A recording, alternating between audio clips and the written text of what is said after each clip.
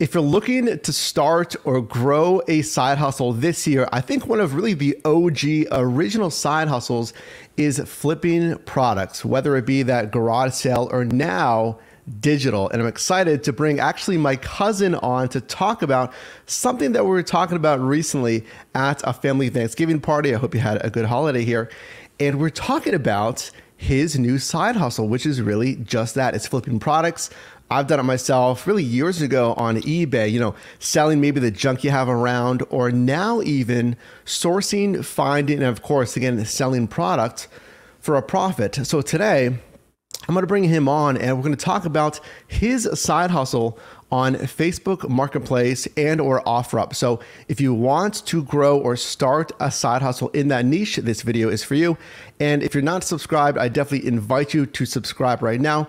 Join a team of over 65,000 helping you make money in different side hustles. So with that, let's bring on Adam. Again, my cousin. Man, how is it going today? Nice to have you here. Oh, it's great. Thanks for having me, Mike. It's a beautiful day in the city of Pittsburgh for once, so I always appreciate that.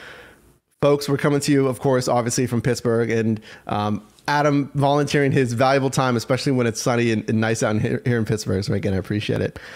So yeah, we were talking, and this is a newer side hustle for you.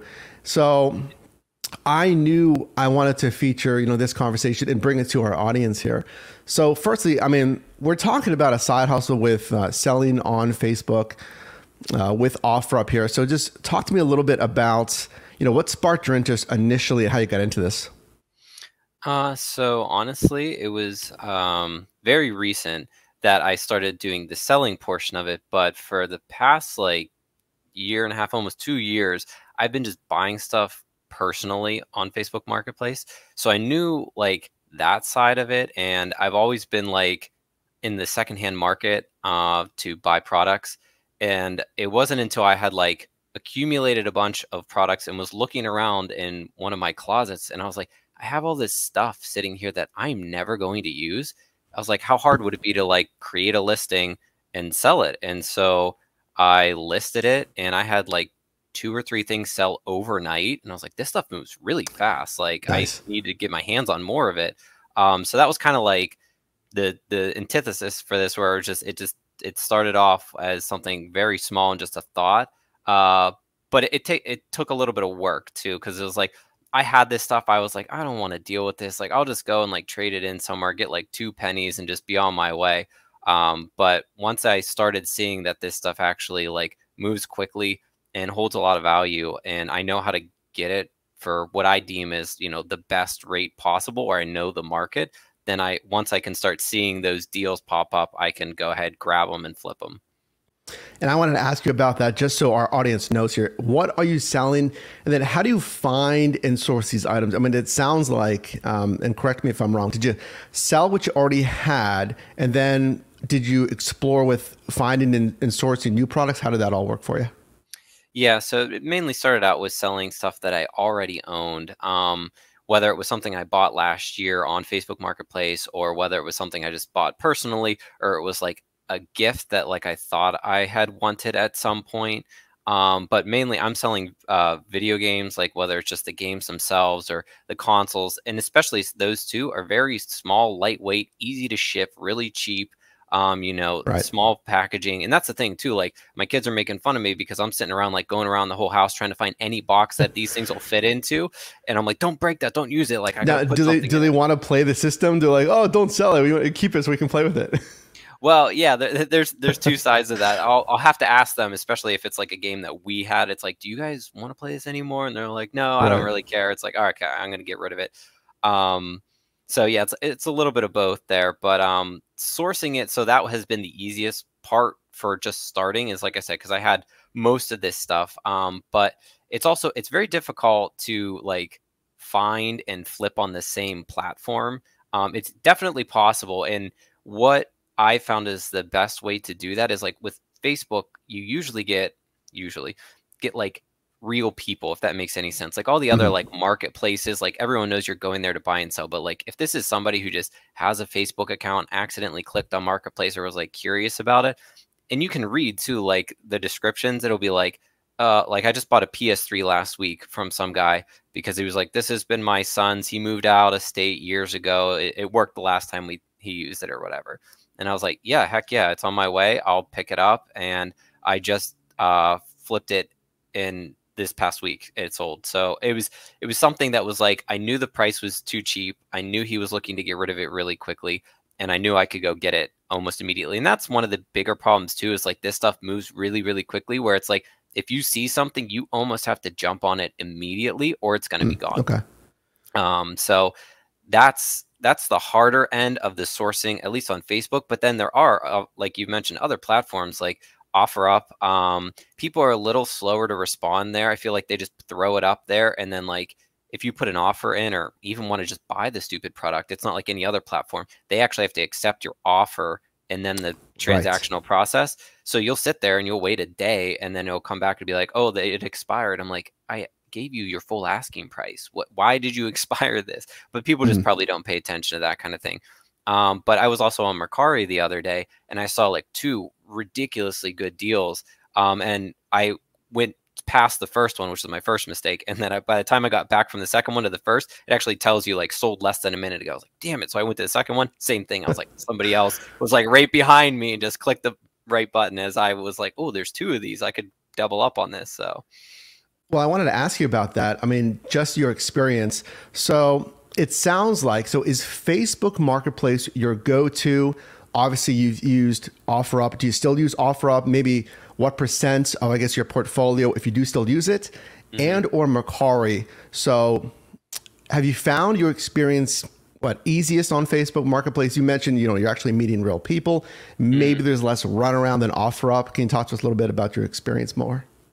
Yeah, sure. So I would say it's primarily on Facebook right now, but that's just simply because one, it's super convenient. Like, you can do it from your phone. The app is there.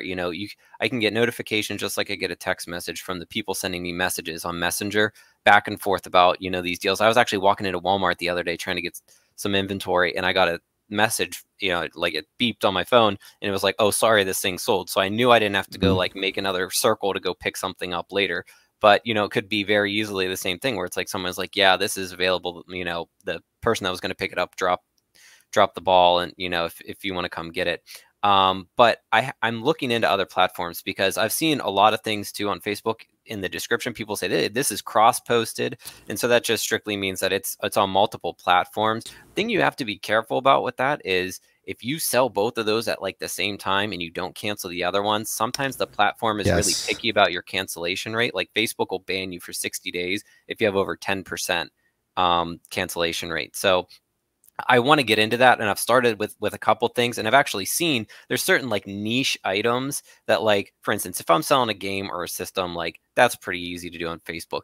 But like I bought a game last year, and it was an anniversary collection, and it came with this pin set or whatever that was limited run. It had value to collectors. Nobody wanted it on Facebook. Nobody knew what it was. I put it on eBay, and I actually kind of slept on it accidentally because after like 2 days, I didn't get any bites. But then I came back to it like a week later, and I got an email like, "Oh, it was sold." And I was like, "Oh, great. It sold for what I asked." But then I looked at my messages. I had people offering me double what I was asking for just to buy it now. And I was like, that was a mistake. But I mean, it just showed that it was like, okay, different platforms move different things quicker. So I know there's like software out there that will kind of like cross post these things for you, but you do kind of have to do the back work of like, once something sells on one platform, go and cancel it, which again, you can do on the software on the other platform. So just something to watch out for, but definitely something I'm interested in looking into because I've seen that certain items will move quicker on different platforms. So I'm not picky about where it sells. Awesome. Well, I appreciate you sharing that. And it sounds like, I mean, there may even be more niched audiences on different platforms. You mentioned like, well, when we think about maybe who's shopping on Facebook, maybe the casual user versus, like you said, on eBay. And this is funny. I'm going to ask you about problems next, but please share with our team members the story about selling, I don't know, it's going to give it away. Products without the well, I'll just say it. I mean, the boxes. Can you share the story about the boxes? Yeah. Yeah, sure. So I actually remember this, like, I mean, we're talking 20 years ago when eBay like first came out. So actually my first sale on eBay was a hockey stick I got from like a Pittsburgh Penguin game. It was like the giveaway night and they gave you a hockey stick and I didn't need it. And I remember my dad, when I put it up on eBay, it was like $25, $30. He's like, who the heck is going to buy that? It sold like overnight. And so we took it to the post office and they paid for shipping and it was gone. And it was like one of those things that just like got my wheels turning where it's like they'll buy almost anything anywhere. Um, but so back in the day, the original Xbox came out. And so it was really confusing because if you were trying to buy the Xbox console on eBay, some people were getting just the empty box. So it was, you know, like you'd have to put in your description, like this is the Right. Xbox box only. You know, Yep. it was just really confusing wording to people, but they were saying like, I paid what I thought was $300 and I didn't even get the system. And then you got to look back into the listing. So that was another thing that I noticed because I had like, you know, I won't call it even a game room. It's like a game closet. So I started putting all of my stuff in there, and the stuff that most of the stuff that I was buying last year was I bought one of every single Pokemon generation game to just play myself, and like my kids wanted to play them, and I knew that they had a lot of value. And last year it was even relatively expensive to buy them, but this year it's Yep. even more expensive. So I had thought about selling them off, but my kids want to still play them. And I'm like, that's fine. I'll keep the game. But I had all these like cases and artwork just like hanging up in this closet. And I thought to myself, I'm like, if I had a $10 bill hanging in my closet or on my shelf, would I just leave it hang there or would I pick it up and put it in my wallet? So, you know, just be as transparent as possible with these people. Take pictures.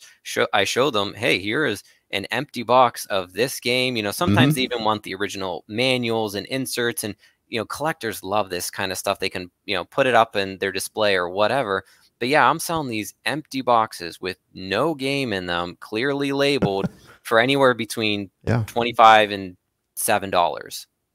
So it's like I also don't myself, like personally, I don't like to have a lot of stuff. So I almost like just having the game itself, put it in just a little thing that I can put all of them together instead of having this giant stack of plastic and, you know, artwork that like it's cool to look at, but I'm not going to sit there and I don't have a collection to display it on. So if people do and they want to pay for it, I'm happy to supply that for them. Yeah, folks, there's buyers out there, and Adam and I were talking that maybe there's the buyer that just wants to complete their collection. They have the game, they don't have the box. Maybe there's some sentimental value. Maybe there's a collector kind of a value to that box. Maybe it's in a more mint condition, what have you. As long as you clearly communicate that, you could be surprised. There's some buyers out there. Appreciate you sharing that. Yeah, So sure. I did want to talk to you about problems. Let's also get into, I really wanted to ask you about this as well. So share with us how long you've been doing this. Now, at the time of filming this video, folks, we're rolling into the holiday season. And, you know, if Adam's sourcing, selling video games, hardware, accessories, I wanted to ask you, do you think there's going to be a demand drop post-holiday? What would you do if so? Would you pivot to other products, or is this really the niche that you consistently want to be in? And do you feel like demand's always going to be there for these kind of products? Sure. So, let's start with the first question, the problems that, or how long, I guess that's probably a better question. So it's crazy to think because it seems like it's been longer, but I've only been doing this for about 6 weeks. And in that time, you know, it's very easy. And that's part of the, I don't want to say the thrill of the hunt, but it's like seeing products move really quickly, seeing things that you had some level of value at some point, but other people's are valuing it way higher, is really really cool because you can, like I said, you see this stuff move really quickly, and you're like, wow, like I was getting no value out of that, and now I'm turning that into cash. And again, I'm like the least like cash focused person. Like I don't even care. My wife's like, you've made like over $400 in 6 weeks. I'm like, I don't really care. Like I'm just Yeah. taking that money and buying more products to sell them. Like at some point, like I will probably say like, oh wow, I've made, you know, X number of dollars, and we can use that for whatever. Because she's always like, the first sale, it was like she was like, wow, $60, you could, you know, take us out to dinner. I'm like, I can do that anyways. Like I can just go buy more Yeah. stuff and turn that into $100. So that's been really good, but there definitely have been some issues. And so one of the main things I always tell people is like, you got to be careful about how you're buying your products. So it was like last year, whether it was I was getting it shipped to me or whether I was meeting the person in real life, that was never really an issue. But now as I've started to like go out and like I said, I'll see a deal, and if it's like not shipped, I will offer to pay for them to ship it.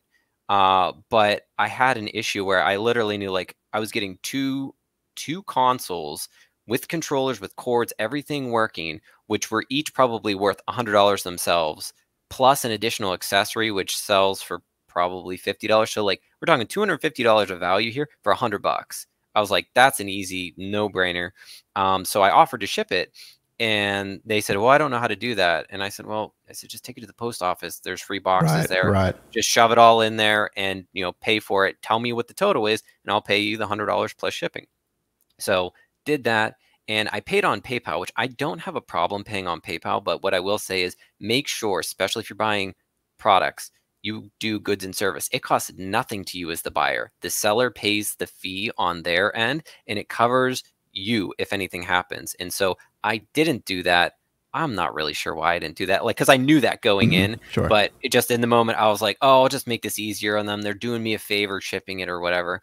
So I sent it friends and family, which there's no fee to them, but there's also like no protection for the buyer. So it shows up like 2 days later, which I was kind of really impressed with because USPS is not that fast usually. And I open it, and I literally have half my order. I have all the systems. I have one power cord, no controllers, no input, and that's it.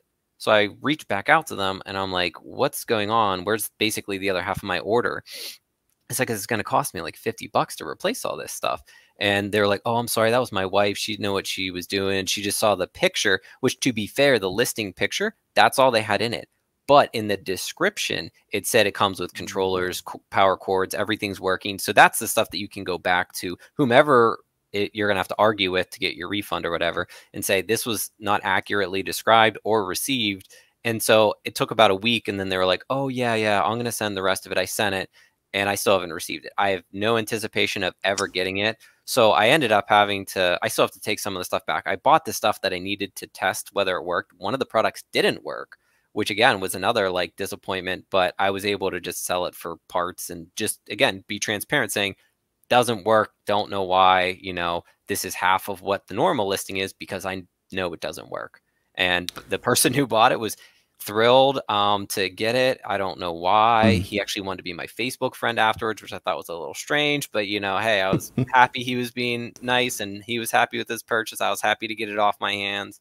So yeah, definitely have to be careful with that, because most stuff that like I sell or buy through Facebook, if you actually like click their buy option, you have buyer protection. So if you have any issue like that, you can work with them to get it refunded, and they'll work on getting your money back basically. So that has been one issue. But again, there's other ways that people like will try to do, like Venmo, Cash App, even Facebook Messenger payments. You have no recourse if you send them money and they send you nothing. You can just be out the money, and it's basically on you. So that's why, look in the descriptions, talk to the buyer or seller, whoever it is, see how they want to do it, protect yourself as much as you can. And honestly, if it really seems like too good of a deal and somebody's asking you to pay on something where you have no protection, just walk away. It's not worth it. There's no deal that is good. So I've been burned like that too in another deal. So. Well, that's very powerful, and folks, protecting yourself, especially if you're just starting to get into this, payments, like Adam mentioned, with the PayPal verification, protections with the goods and services versus no protections with the friends and family. I mean, absolutely. You got to think of this as running a business. That's what you're doing. Your time is valuable. Adam's time is valuable. All of our time is valuable. So you don't want to waste it. If it's chasing down product, like you just mentioned, or if it's chasing down, hopefully not payments, sourcing problems, getting products that are supposed to work and they don't, it's a whole mess. So exactly. I think, and I did want to ask you, what you would offer for new sellers. I think that's a fantastic piece of advice there. Hey, I did want to finish with, so flipping products, Facebook, Mercari, OfferUp, holiday season demand, etc. Have you looked at any other side hustles? I mean, that's what we talk about here. We talk about A to Z, most every single side hustle out there. Do you like doing this? Do you want to, I mean, what, do this temporarily? Do you want to kind of just hustle and see how it goes? Or would you look at other side hustles as well? So just the nature of the flipping market, I think, is probably what I would want to do. I mean, to be completely honest, like I'm not doing this to, replace my full-time job, although I think that would Sure. be cool. I know a friend of ours, their dad, sold on eBay and was making as much as I was making a couple years ago. And I was like, holy crap, like this is lucrative. But, he's out there every weekend at garage sales. His Sure. garage is full of inventory, and that's kind of what it looks like at some point. So I like what I'm doing specifically because I like shopping for the product myself. I know the market, and it just kind of fit really well. I will say I won't say expanded my, inventory selection, but like I am not opposed to flipping anything that'll sell really. And my wife is actually a really big fan of thrift shopping. So we'll go down to St. Vincent de Paul, try to hit up some Goodwills. When it gets nicer and there's, garage sales and flea markets, I am looking to get into that just to see what's out there. But there's a lot of markets that you need to know. Like I know clothes will sell really well. Like stuff for golfing is really lucrative if you can get it for really cheap. So those are all things that are kind of on my radar. Again, with the whole idea of like getting onto different platforms and just seeing, I know maybe clothes and golf clubs will sell really well on eBay or something, and something else is going to work on OfferUp. So I've definitely looked at those, and I'm just kind of seeing where it goes. Like my wife, I like jokingly say this is a business, but like I'm trying to run it like that, where it's like, yeah, I'm selling a product, I'm Yeah. receiving cash, I'm, spending my time and a little bit of, money on supplies to get this stuff out the door. But at the end of the day, I don't really know what the end goal is because, like I said, I'm not focused on like cash or saying like, oh, I'm going to do this to replace. Like, if I make enough money and I can, find a cash flow that's healthy enough that I can say I can take X number out of it every month and use that to pay down some debt or, pay a bill instead and save the money, invest it, put it in retirement. I'm all for that as well. So it would be cool, but I also don't like the idea of being solely reliant on myself and my ability to generate the cash. So as a full-time thing yet, but who knows if it takes off, I'm all for it. Well, there's a lot to consider. Absolutely. Like you mentioned, and we were talking about this with the sourcing. Once you start scaling, I mean, are you going like the store you mentioned? Are you going to storage lockers, right? Are you doing that whole thing? Just trying to source more and more products. And that introduces, of course, more and more problems of, where do you hold the product, et cetera. Sure. Yeah. I think that, I mean, this has been super powerful. And this is really just an intro, folks, to selling on Facebook, OfferUp, Mercari, what have you. And like Adam mentioned, it can be fun too, sourcing the products. I know Adam's got a deep need, as do I, a deep interest in, video games and the hardware. So I think there's kind of a nice passion link to it there. Any other final words you would offer as far as advice or any things to be aware of? And again, I appreciate you being here on this video today and helping our folks out today. Yeah, sure. So, I mean, in terms of scale, I actually have considered it, and that's where it comes into like how much of. So my thought was, let's see how much money I make, and only use this business money to buy business products. I haven't really put any of my own money into it. Like I know, like I said, some of the stuff I bought it was for personal use. I know what I paid for it. I know I might have taken a small loss on it just to move Sure. it, but I wasn't going to do anything with it anyways. But I have reached out and I've joined a couple of Facebook groups. I've been on some subreddits about flipping, and there's actually a group in Pittsburgh. And somebody posted that they were looking to sell their whole game collection. And they said, it's worth probably 4 or 5 grand. I'm obviously not looking for that. They're like, maybe 2K. And I was like, I'll think about it, because that would definitely Sure. be a big investment, but it would, probably pay off in the long run. So it's just, what's your time worth to you? Do you enjoy doing it? Because that's the thing. I'm never one to like, I don't want to create more work for myself, but I enjoy even just the packing process. I can walk to my local post office, be nice to them because I have like the most miserable post person there. And she gave me such a headache years ago because I was even selling like old movies that I had. Yeah. That's a market I'd like to get into, but I don't know enough about. But, just try to be as open and honest with people and transparent as possible. And, ask for help if you don't know what you're doing. Like I just research stuff when it's like, I don't understand shipping rates. Why is it so much cheaper, or Sure. quicker, or faster in different ways? Or what's the most cost-effective way to move this product if I have to pay shipping myself? So. Well, I appreciate you sharing all of that, folks. I mean, let us know if I got a ton of value in this, folks. Let us know in the comment section of your biggest takeaway, your biggest kind of aha moment from today. Again, Adam, thank you for taking the time for sharing. Folks, if you want to see a part 2 going deeper, I would love to have Adam back here talking about flipping, selling products. Definitely let us know down below in the comments. And folks, you can also click or tap screen right here for another video recommended for you.